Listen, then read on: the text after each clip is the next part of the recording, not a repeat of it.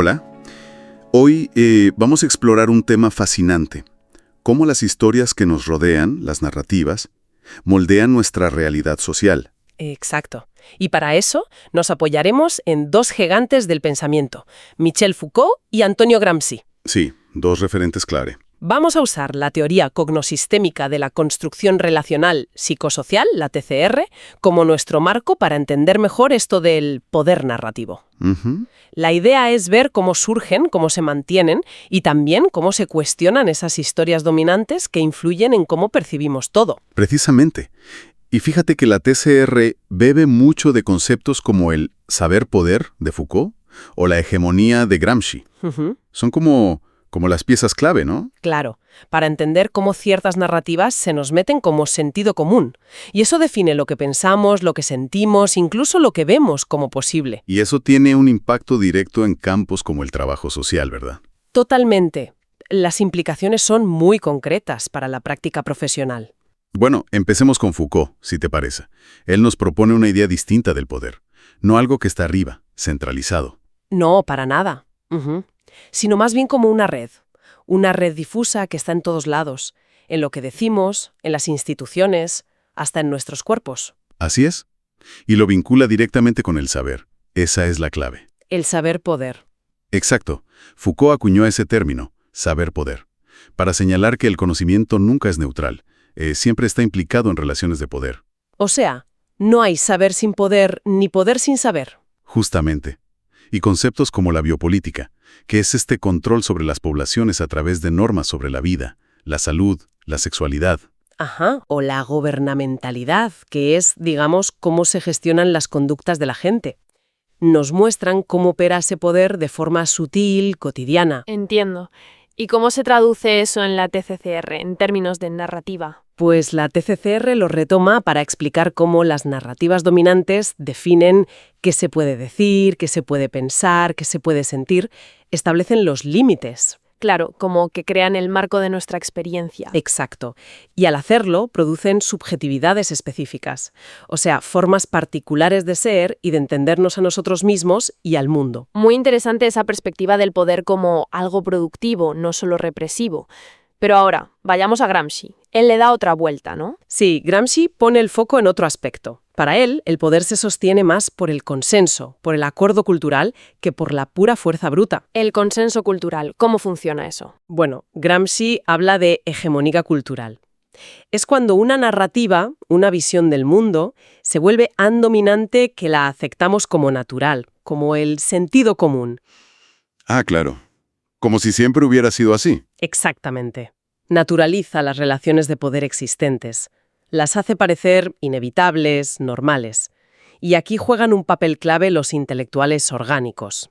Que no son solo los académicos, ¿cierto? No necesariamente. Pueden ser maestros, periodistas, artistas, líderes comunitarios, cualquiera que ayude a difundir o, por el contrario, a cuestionar esa visión dominante.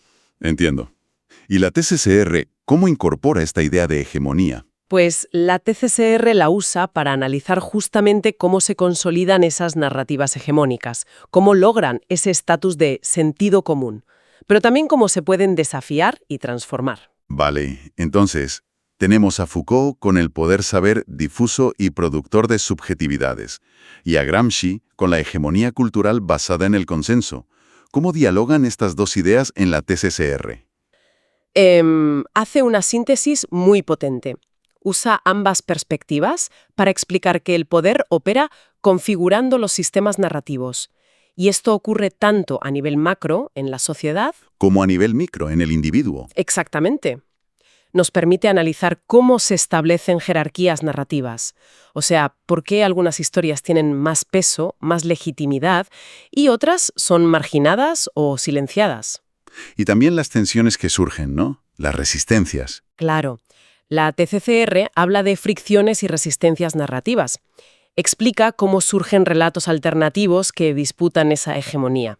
Incluso analiza cómo el poder circula a través de lo que llama memes cognosistémicos, ideas o relatos que se replican y refuerzan o desestabilizan las narrativas dominantes. Visto así, la narrativa dominante es mucho más que una simple historia. Es como un dispositivo de poder. Totalmente.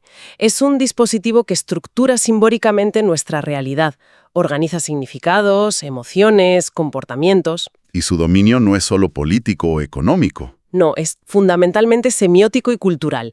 Se mete en lo cotidiano, en cómo percibimos las cosas sin siquiera darnos cuenta. Y aquí es donde la conexión con la intervención profesional como el trabajo social se vuelve crucial. Fundamental. Comprender este poder narrativo permite, primero, identificar esas narrativas que pueden estar oprimiendo, invisibilizando a personas o grupos. Claro, sacar a la luz esas historias silenciadas. Exacto.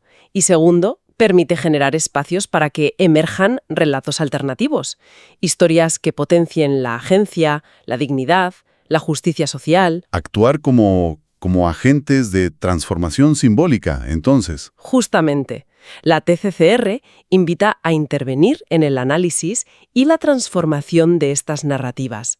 Y eso no es solo una técnica, es un acto político y ético profundo. Queda muy claro. Analizar el poder desde Foucault y Gramsci a través de esta lente de la TCCR nos da herramientas muy potentes. Las narrativas no son algo inocente, son campos de batalla simbólicos donde se define la realidad. Exacto. Y quizás una reflexión final para quienes nos escuchan. Toda intervención en lo psicosocial, sea cual sea el ámbito, es en esencia una intervención narrativa, una disputa de significados.